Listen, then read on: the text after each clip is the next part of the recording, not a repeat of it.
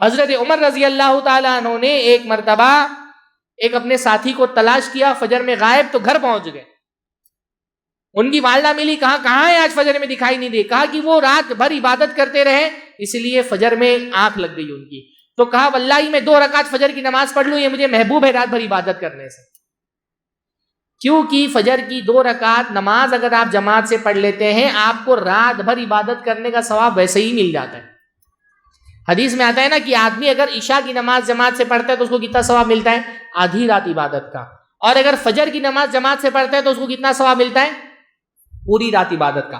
بعض علماء نے کہا فجر آدھی رات کا ثواب اثر سے عشاء سے ملتا ہے اور باقی آدھی رات کا فجر سے ملتا ہے، تو دونوں اگر پڑھ لے گا تب اس کو 1 رات کا ثواب ملے گا.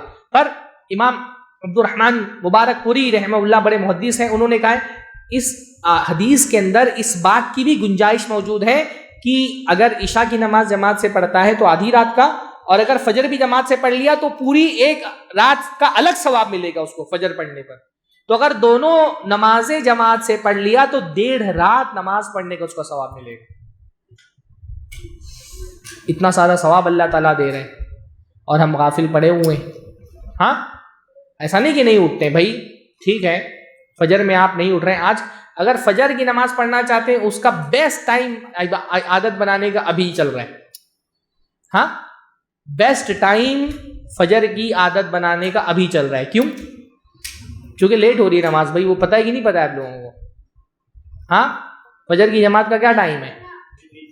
6:20. ماشاء اللہ، دیکھ کے تو نہیں بتا رہے، ہاں دیکھ کے ہی بتا رہے ہیں. یہاں پہ 6:20 ہے، کہیں کہیں پر 6:10 ہے، کہیں حنفیوں کے ہاں تو 6:45 پہ بھی آج کل نماز ہو رہی ہے، 6:50 پہ بھی نماز ہو جا رہی ہے.